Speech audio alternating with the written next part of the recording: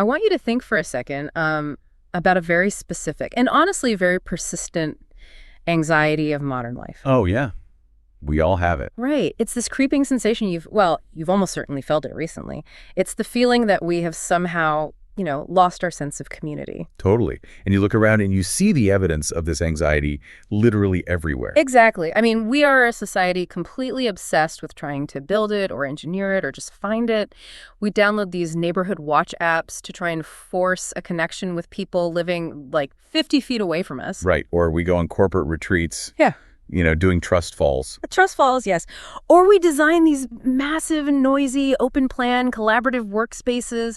We join digital echo chambers online. All of it is basically a frantic, collective effort to produce a feeling of belonging, to build a home for ourselves in the crowd. But I want you to just sit with a radically uncomfortable question for a moment here. What if the very act of trying to produce a community is exactly the thing that destroys it?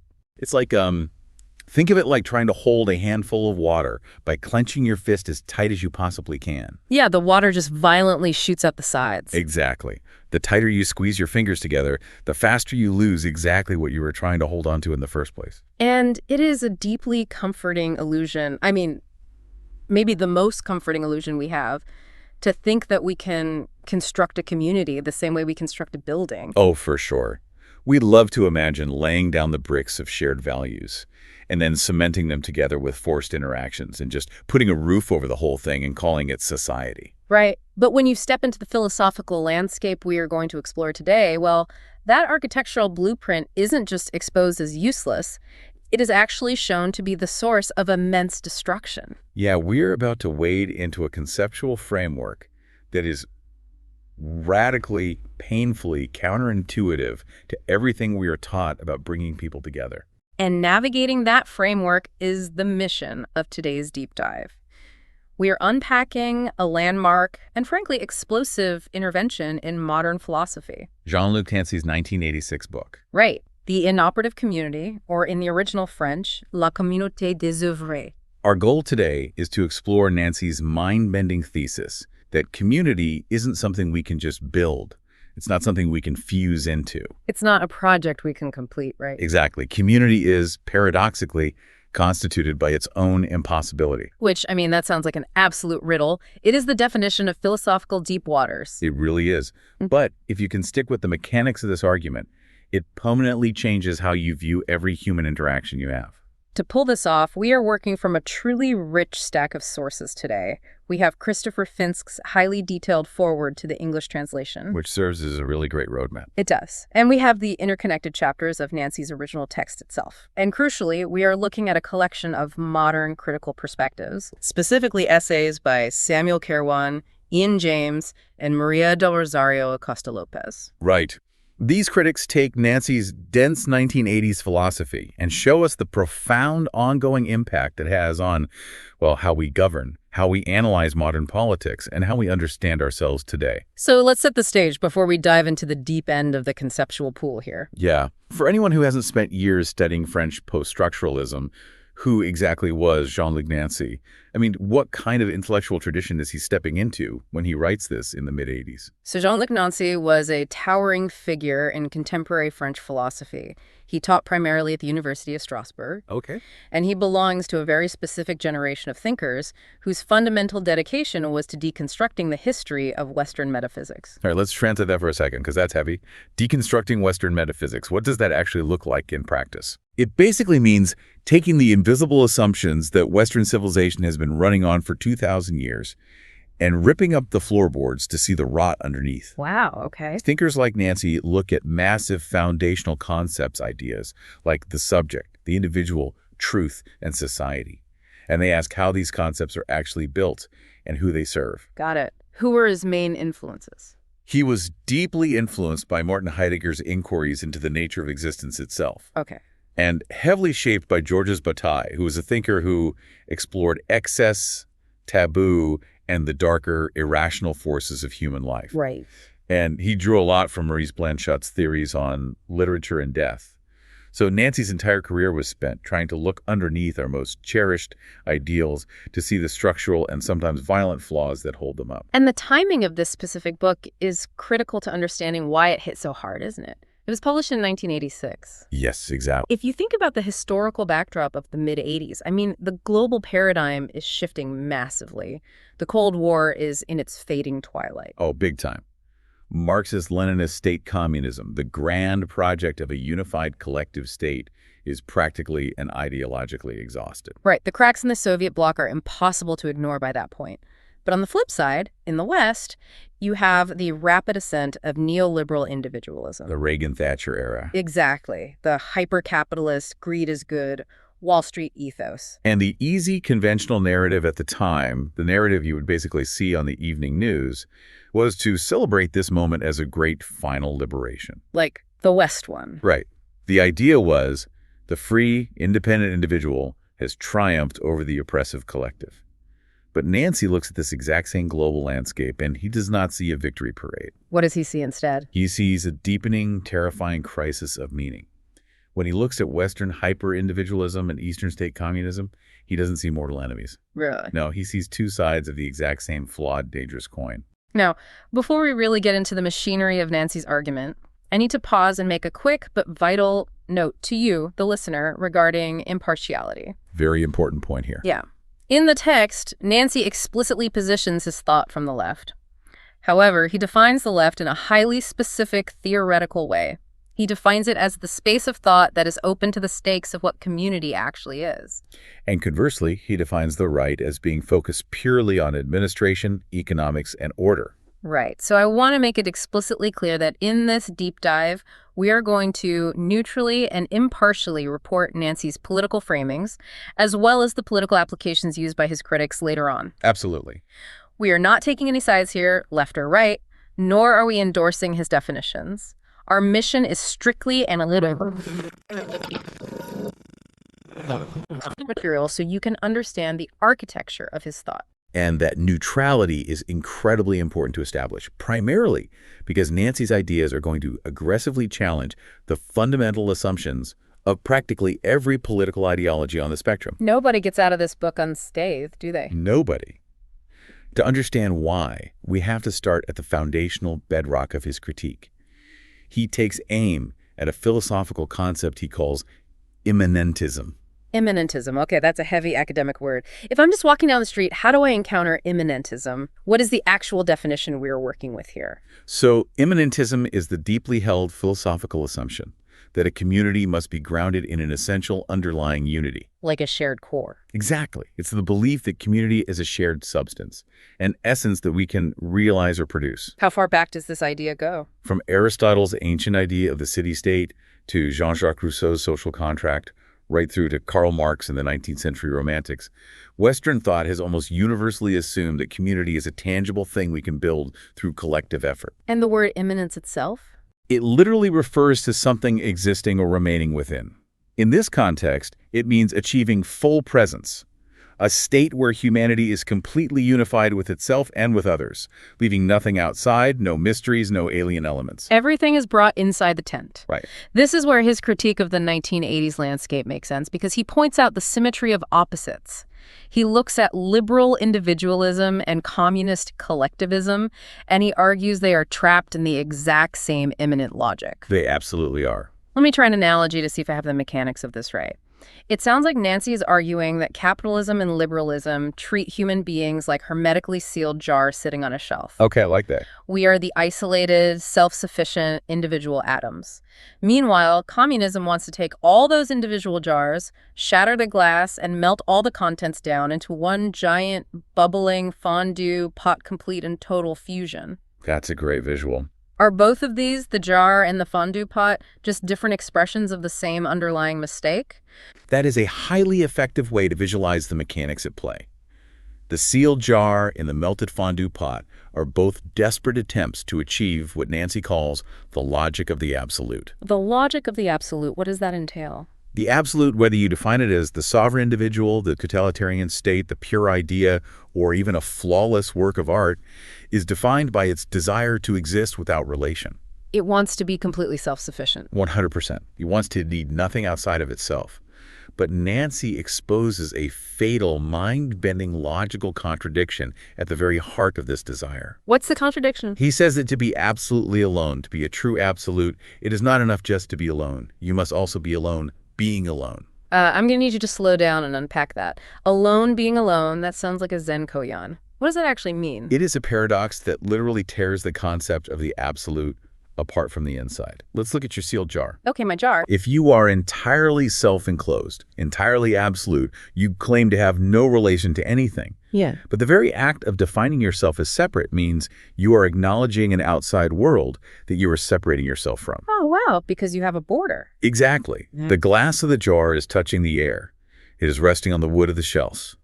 In order to have an inside, you must have an outside. Right. Therefore, the absolute requires an outside boundary to define itself as absolute. And if it has a boundary, it is touching something else, which means it is fundamentally relational. It is not alone.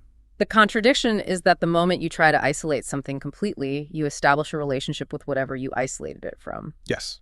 Okay, I see the matrix code now. The sealed jar is a myth because the individual can only define their individuality by contrasting it against the society they live in. They're always in relation. And the fondue pot is a myth, too. Because if you melt everything together into one unified blob, you destroy the diverse relational components that actually make up a dynamic whole.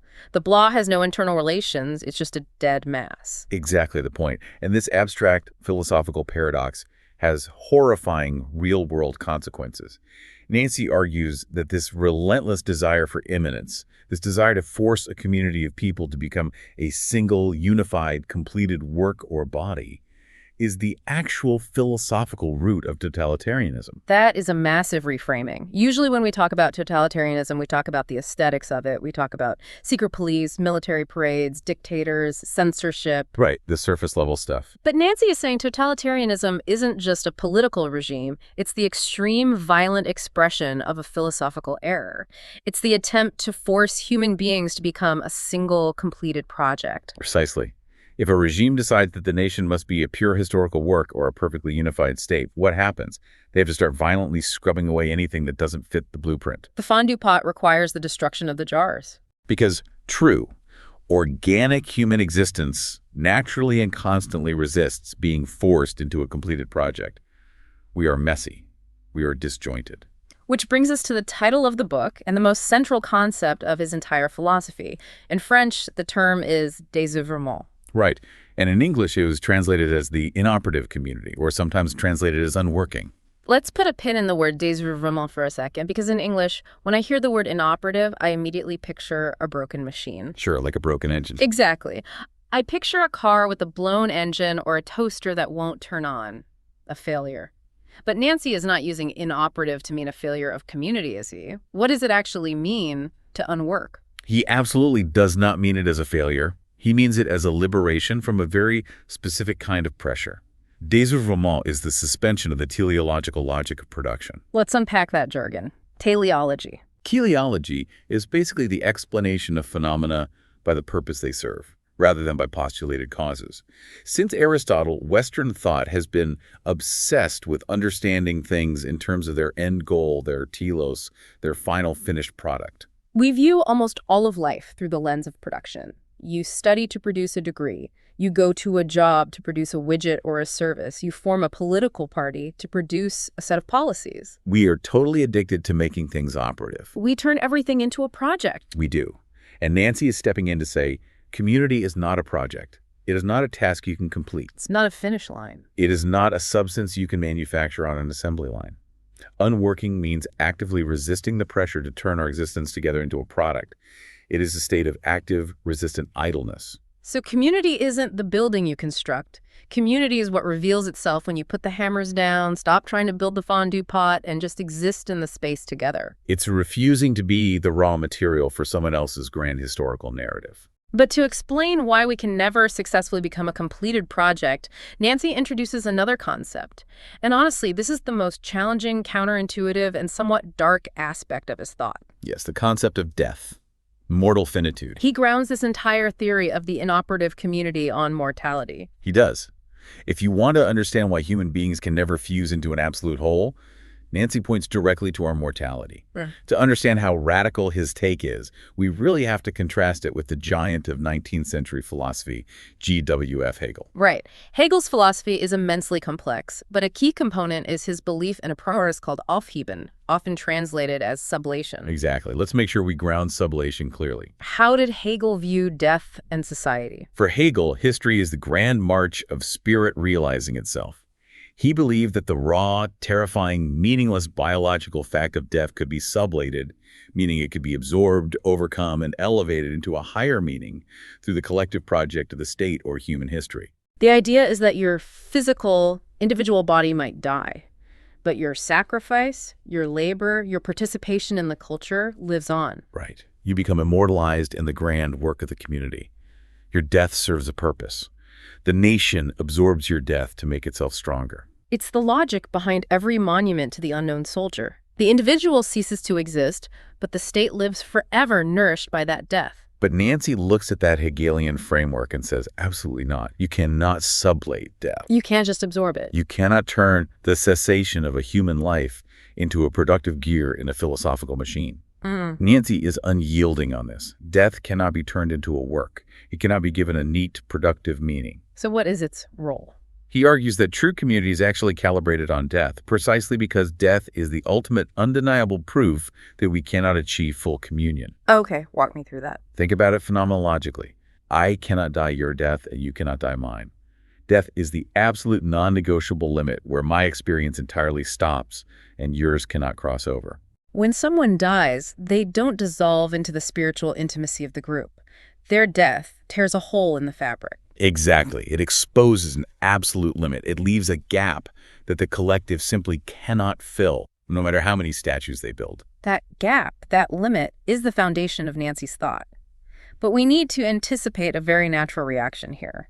If you are listening to this on a treadmill or driving to work, you might be hearing this focus on death and limits and thinking, well, this is incredibly bleak. Yeah, people often have that reaction. Is Nancy just saying that community is nothing but a shared waiting room for the grave? Is community just a collective realization of despair? It's a totally fair pushback. If community is just the realization that we all die alone, why even bother engaging with anyone? It sounds nihilistic. Right. It sounds that way initially, but Nancy explicitly counters that interpretation. It is not about despair. It is not nihilism. To pull us out of that trap, he uses a concept called comparence in French, comparution. Comparution, what does that mean? It's originally a legal term, like two parties appearing together before a judge in a courtroom. But Nancy strips away the legal context and gives it a profound ontological spin. He is talking about finite beings appearing together in the world. I really like that word, comparence, co-appearance. The idea that I don't just magically appear in a vacuum out of nowhere. I appear with you, and I appear to you. Exactly. We are fundamentally exposed to the outside, to each other. How do you even know you are a finite, limited being? I suppose you only discover your own limits because you encounter the limits of others. Right. You reach out, and you hit a boundary that is not you. Outside ourselves, we first encounter the other person.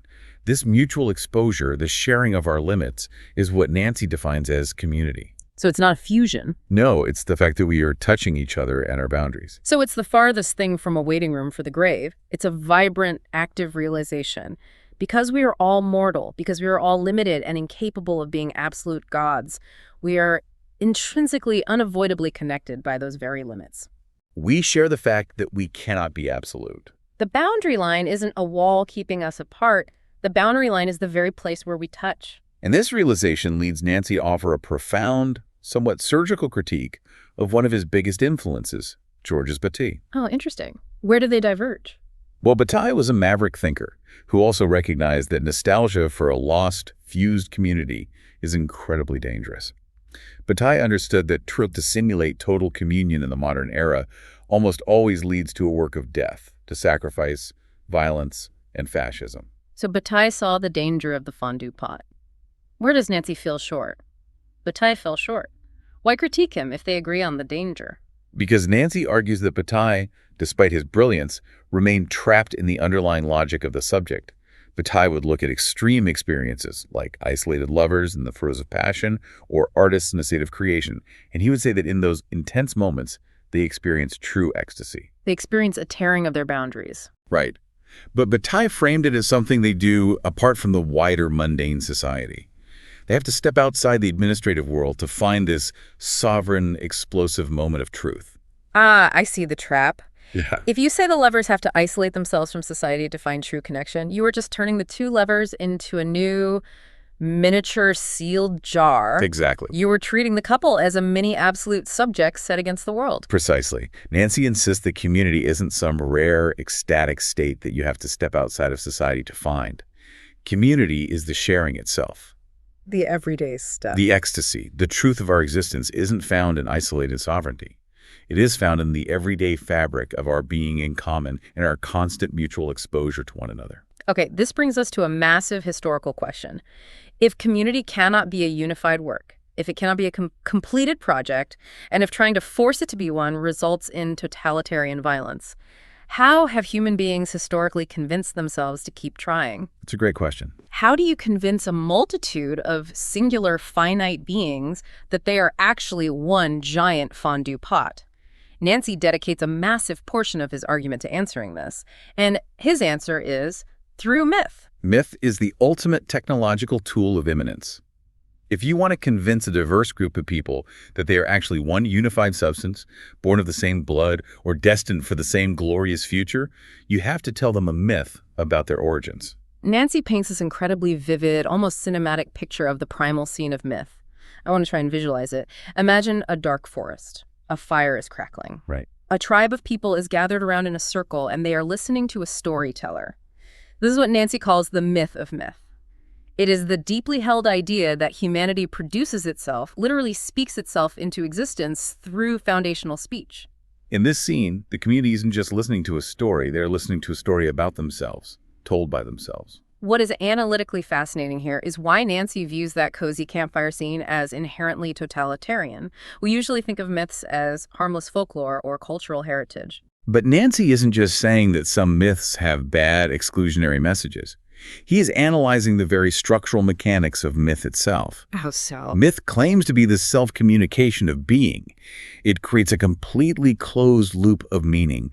It covers over our finite, disjointed, messy reality and says to the people around the fire, look past your differences. We are all one continuous story. We were born from this specific soil, we are favored by these specific gods, and we are marching toward this specific unified destiny. Yeah. The myth acts as the lid on the sealed jar. It seals the community in and aggressively declares that nothing of value exists outside of this specific narrative. But I want to introduce some conversational friction here. Let's push back on Nancy's extreme anti-myth stance. If I'm an anthropologist or just a pragmatist, I might look at Nancy and say, wait a minute. Without some kind of shared myth, without a foundational story, how does society not just instantly collapse into pure violent anarchy? That's a very common objection. Don't we need a little bit of myth just to get people to pay their taxes, obey traffic lights, and not kill their neighbors? Isn't some baseline fiction required for social cohesion? That is the exact defense that the 19th century Romantics used. They desperately wanted to create a new mythology to bind a fracturing modern society together. But Nancy anticipates this pragmatist defense. What's his counter? He would argue that you are confusing administrative coexistence with community. Yes, you need administrative rules to manage a city. But when you elevate those rules or a shared history into a myth, into an absolute narrative of who belongs and who doesn't, you are laying the groundwork for violence. Because it creates an in-group and an out-group. Because the closed loop of myth always, invariably, requires an other to define itself against. The campfire circle requires the dark woods, and whoever lives in the dark woods becomes the enemy. The self-foundation of myth is a dangerous fiction. So how do we break the loop? If myth is this totalitarian trap, how do we dismantle it without blowing up society? Nancy draws heavily on his contemporary, Maurice Blanchot, and introduces the concept of the unavowable community, which relies on the interruption of myth. The interruption. He says that when the myth stops playing, the community isn't destroyed. Instead, the interruption is what actually reveals the community. Let's try to visualize the mechanics of this interruption. The myth demands absolute fusion. It demands that everyone believe the same story. The interruption is the specific moment that fusion is suspended or breaks down. Yes. I want to try an analogy here to see if we can bring this out of the abstract. Imagine a massive stadium full of people, and they are all singing a national anthem. Okay, classic myth building. The myth is the anthem. The song is an auditory technology trying to take 50,000 distinct, finite human beings and force them to become one single unified voice, a giant collective body of patriotism. Right. But imagine if, right in the middle of the crescendo, the PA system completely dies, the music cuts out. Suddenly, instead of one giant voice, you have 50,000 people in silence. The spell is broken. You hear awkward throat clearing. You see people shift their weight, look around, check their phones, maybe awkwardly laugh with the stranger next to them. You have this sudden rustling dispersion of individuals. Is Nancy arguing that that awkward, disjointed rustling is the actual community revealing itself? That analogy captures the exact dynamic Nancy is describing. When the music cuts out, the people in the stadium don't evaporate. Right, they're still there. The destruction of the myth does not destroy the people. What is destroyed is only the illusion of the single unified voice.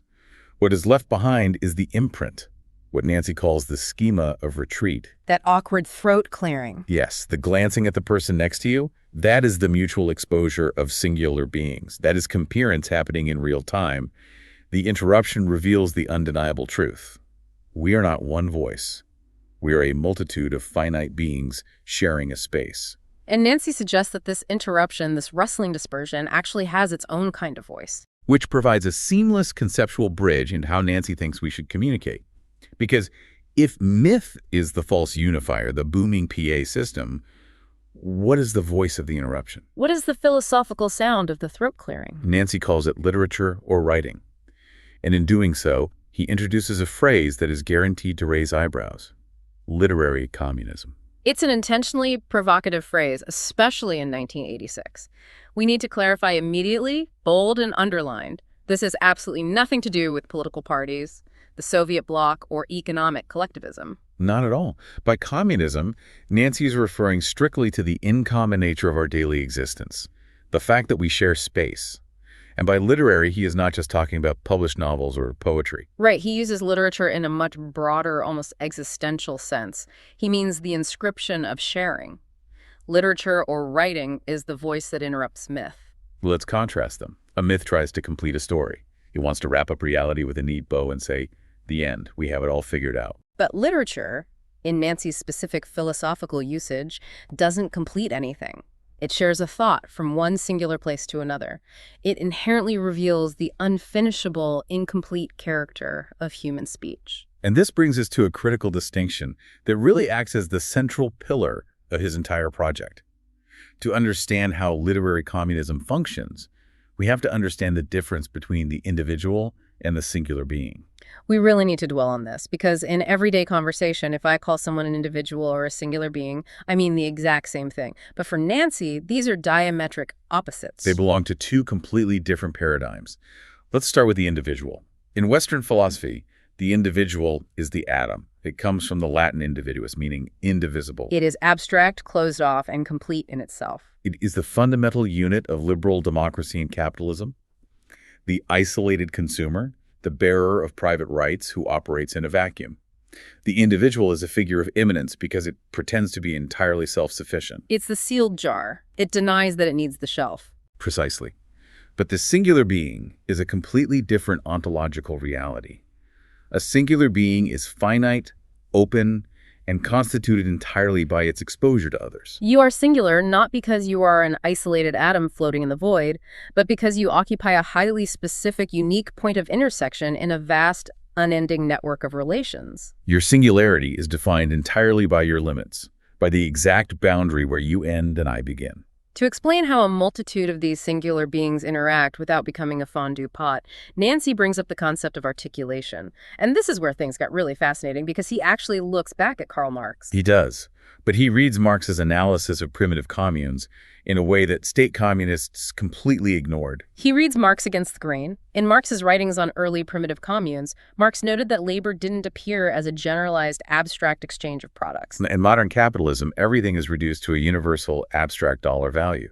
But in the early commune, it was the distinct, highly particular, singular labor of the person that formed the actual social ties. Nancy extracts this observation and says, this is what community as articulation looks like. Articulation. When I hear that, I don't think of speech. I think of anatomy, like the articulated joints in a skeleton. And that is exactly the metaphor to lean into.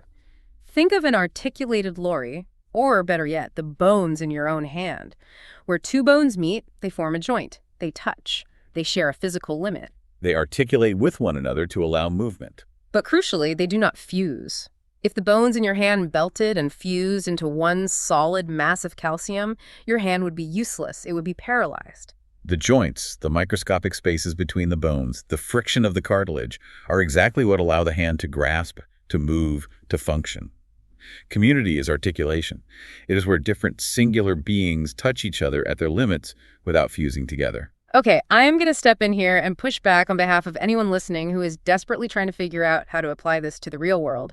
The anatomy metaphor is beautiful philosophy, but what does this all mean for actual boots-on-the-ground politics? It's a necessary question. If we agree that we can't produce a community, if we can't build it like a project, and if society is just this constant touching without fusing, what are we supposed to actually do? How do you organize a healthcare system or pave roads based on unworking? How does Nancy expect us to run a society with this? That is the most common and arguably the most vital pushback Nancy receives. And his answer requires a shift in how we define politics. Nancy is explicitly clear that literary communism or the inoperative community is not a prescriptive political program. So no manifestos. You cannot write a manifesto based on it. You cannot draft a 5-year plan or a legislative agenda out of Unworking. Instead, Nancy says this philosophy defines a limit where all politics must stop and where the true nature of the political begins. A limit, meaning it's essentially a philosophical boundary line designed to keep politics from metastasizing into totalitarianism. That's a great way to frame it. He makes a distinction between politics and the political. Politics is the day-to-day management of forces. It's the economics, the administration, the paving of roads, and the organizing of healthcare. We need that. We absolutely do.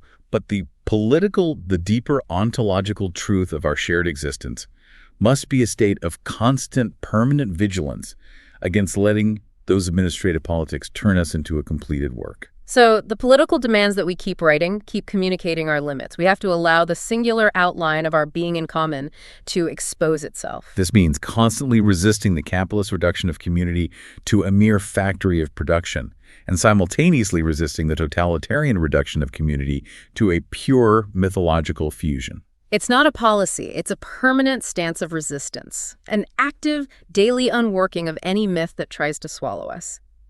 Okay, so we've spent a lot of time hovering at the macro level. We've talked about society, the state, myths, and macro politics. Right. But what makes Nancy's text so compelling is that he doesn't stop there.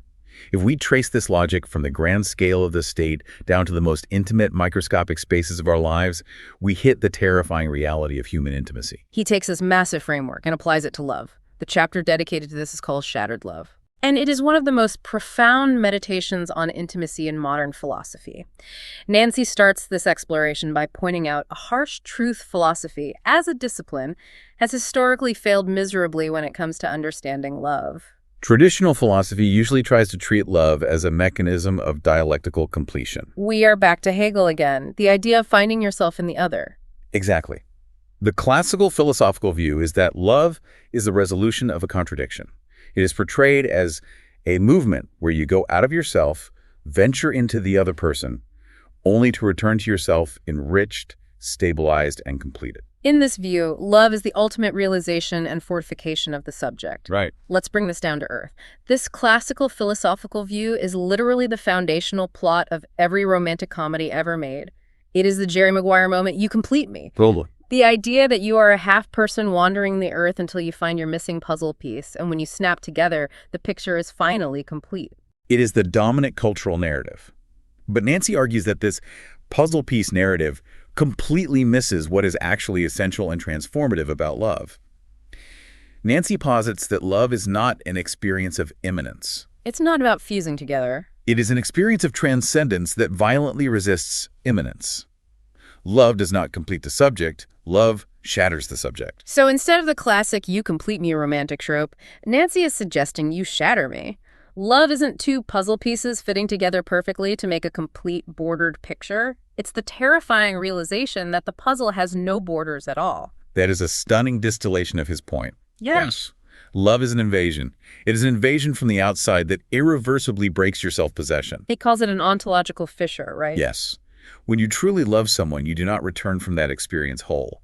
Something of your isolated I, your sealed jar, is definitively lost or dissociated. You are suddenly radically exposed to an alterity, an absolute otherness that you cannot appropriate, digest, or make a part of yourself. This makes deep intuitive sense if you think about the sheer vulnerability of loving someone. When you love another person, you are suddenly exposed to their mortality.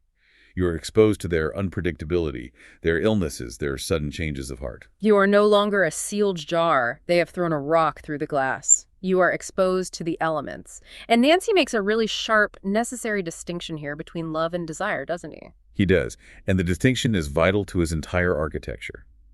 For Nancy, desire is the attempt to appropriate an object to fill a perceived lack within yourself. Desire operates entirely on the logic of the subject, trying to become absolute.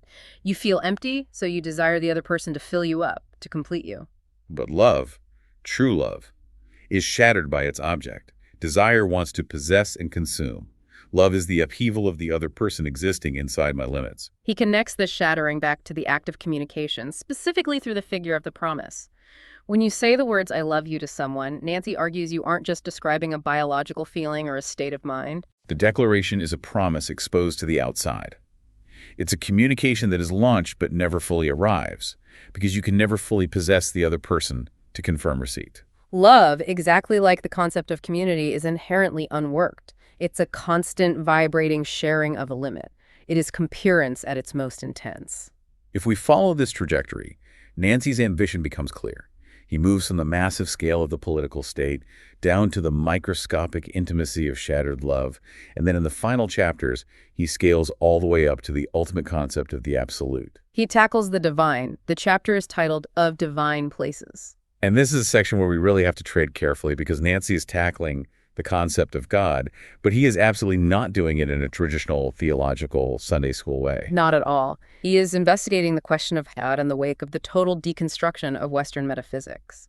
Nancy argues that in the modern era, the divine has retreated. It is retreated from all determinate physical places, from temples, from sacred names, from structured rituals. He suggests that the classic theological question, what is God, has become functionally impossible for modern philosophical thought to answer directly. He uses this powerful imagery, saying the word God has been fragmented. It's been dismembered like the Egyptian myth of Osiris and scattered into all our other concepts. When modern secular people talk about the transcendent power of love or the absolute mystery of the other or the vastness of being or even the utopian ideal of community, Nancy says we are often just smuggling the concept of God back into the conversation through the back door. And Nancy issues a very strict, very urgent warning against doing this. He coins a term for it, polyatheism. He warns us against the temptation to just take our modern abysses, our modern limits of understanding, and lazily rename them God. If we hit a limit in our scientific or philosophical understanding and we just slap the label God on that dark spot, Nancy argues we are actually blaspheming. We are blaspheming the name of God by turning it into a metaphysical thing, a convenient bottom to plug up the abyss so we don't have to feel vertigo. So we shouldn't just rebaptize the unknown. We shouldn't use God as polyphila for the cracks in our philosophy. What is his alternative? He introduces this highly paradoxical formulation, no God, or in French, pas de Dieu. But we need to clarify, this isn't just standard textbook atheism, is it? Because standard atheism usually just replaces God with science or reason, turning them into the new absolute authority. Exactly. Standard militant atheism is often just the flip side of theism. It still operates entirely within the logic of immanence. It still wants a foundational truth. Nancy's formulation of no God means something much more radical. It means leaving the place of God completely, intentionally wide open, vacant, and abandoned. It is the deliberate lack of sacred names. It is refusing to build a new statue on the empty pedestal. Let's visualize that. If the place is vacant, if the temple is completely empty and there is no statue, no name to pray to, what are we actually experiencing when we stand there and look at that vacant space? We experience what Nancy calls naked presence. This is a state of presence that has been violently stripped of all subjectivity, all hidden meanings, all mythological guarantees. It is life, suspended at every single instant in its raw exposure to the world. He describes the state incredibly poetically. He calls it irrefutable and naked, like the brilliance of the sun on the sea. The brilliance of the sun on the sea. That is a stunning piece of imagery to end a philosophical argument on. Think about what it's like to look at the sun reflecting off the ocean. It's blinding. It is undeniably present. It is overwhelming, but you cannot grasp it. You can't put it in your pocket. You can't turn it into a product. It is an experience of the world offered up to you, completely stripped of any hidden underlying metaphysical agenda. It just is, in all its blinding, finite glory. And this concept of naked presence loops us beautifully right back to the beginning, to the unworked community, because we are all abandoned to this open, brilliantly lit space together. Our shared experience of this abandonment, our mutual exposure in this vast, vacant space without a mythological safety net, is the ultimate reality of our being in common. We have covered a truly massive expanse of philosophical ground. We've unpacked immanentism, the trap of the fondue pot, mortal finitude, the unworking of society, the interruption of myth, the joints of literary communism, the shattering nature of love, and the vacant, blinding presence of the divine. It is a dense forest of ideas. But to truly justify reading a book from 1986 today, we need to look at how Nancy's radical philosophy has actually been utilized by modern thinkers. How does this theoretical framework diagnose the world we are walking around in right now? The critical reception and ongoing application of the inoperative community prove that this isn't just abstract ivory tower theorizing. It possesses immense diagnostic power. To see this in action, let's look at Samuel Kirwan's work, specifically his application of Nancy's ideas to recent political developments in the United Kingdom. And here is our second promised impartiality note to you, the listener. We are about to neutrally report Kirwan's critique of UK political developments using Nancy's framework. We are not endorsing a specific political stance on UK domestic policy, nor are we taking a side on the politicians involved. We are purely exploring how Nancy's theory of community is applied by modern critics to real-world legislation. Kirwan looks at a modern political phenomenon that he calls the politics of lost authority. He observes a very specific trend in governance, and this is visible far beyond the UK, where the centralized state aggressively retrenches. The government cuts social services, shrinks its administrative footprint, and pulls back funding. But strategically, it packages and sells this withdrawal to the public as empowering the local community. Oh, this is fascinating and incredibly common. So the government steps back, defunds a program, and instead of saying you're on your own, they say, we are cutting this bureaucratic red tape to give power back to the local organic community to take care of itself. Exactly. But Kirwan uses Nancy's conceptual toolkit to completely dismantle this political rhetoric. He argues that this political move relies on treating community as an immanent, pre-existing substance. It assumes that the local neighborhood is just a dormant fondue pot that can be magically activated to seamlessly fill the void left by the state. It relies on a myth of what Kirwan calls an intimate authority that is supposedly native to the local level. It's the forced community trap all over again. It assumes that a local neighborhood is naturally a unified, harmonious body that can just flawlessly take over running a library or a clinic without any friction, ignoring the fact that neighborhoods are full of singular beings with competing interests. Precisely. And Kirwan argues that this rhetoric is dangerous because it closes off democratic questioning. If the community is supposedly in charge, you can't challenge it without being accused of being anti-community. Kirwan uses Nancy to advocate instead for what he calls a social authority. Because true community is based on unworking, social authority shouldn't be about enforcing a new, cozy local unity. It should be about providing the structural space for the community to contest these imposed unities. True community exists in the tension, in the friction, in the constant questioning, not in becoming a miniature, unpaid administrative state. That is a brilliant application. It takes a pervasive political buzzword like community empowerment and completely turns it inside out, revealing the philosophical assumptions hiding underneath the policy. Now let's shift gears from macropolitics to the realm of psychoanalysis and the philosophy of the mind. The critic, Ian James, looks at Nancy's lifelong engagement with the concept of the subject. Yes, Ian James focuses on Nancy's critique of how stubbornly the idea of the subject persists in modern theory. James specifically looks at Nancy's book, Ego Sum, where Nancy reads Descartes, the father of I think, therefore I am, and the famous French psychoanalyst Jacques Lacan. Let's contextualize Lacan. Lacan is a massive figure in post-structuralism, and he is famous for supposedly decentering the ego. Psychoanalysis was supposed to have killed the idea of the perfectly rational, self-contained Cartesian subject. Right. The narrative of 20th century theory is that psychoanalysis and post-structuralism successfully dismantled the illusion that we are purely rational masters of our own minds. But James highlights Nancy's incredibly subtle argument that even in Lacan's theories, Even in what Lacan calls the subject of the enunciation, a sneaky metaphysics slips right back in. The ghost of the absolute subject persists. It still tries to find a foundational ground for itself, even if it grounds itself in the unconscious or in language. Even when modern theorists try to assassinate the absolute subject, its ghost haunts their equations. It's like philosophical whack-a-mole. How does Nancy counter this persistent ghost? How do we finally unwork the subject? James points to Nancy's brilliant, highly physical use of the figure of la bouche, the speaking mouth. Nancy focuses on the physical mouth as an opening. It is an exteriority. The mouth represents the absolute physical limit of thought and representation. Nancy points out that words don't just magically, ethereally manifest from a pure, hidden mind. They have to be articulated physically. They have to pass through the boundary of the body, at the lips, at the teeth. The mouth is the literal anatomical site of interruption and sharing. It defies being reduced to a pure abstract mental subject because it is inherently open to the outside air. The mouth is the joint. It is the articulation point where the inside of the body touches the outside world. That perfectly links back to the anatomy metaphor we explored earlier with literary communism. It's so tactile. Okay, finally, let's look at the work of Maria del Rosario Costa Lopez. She steps in to defend Nancy against a very specific, very common academic criticism of his work. She does. A very frequent critique leveled at Nancy, and you hinted at this earlier with your pragmatist pushback, is that his work is far too heavily focused on ontology. Ontology being the abstract study of being in existence. Critics argue that by focusing so heavily on the nature of being, he replaces actual, on-the-ground political theory with abstract philosophy.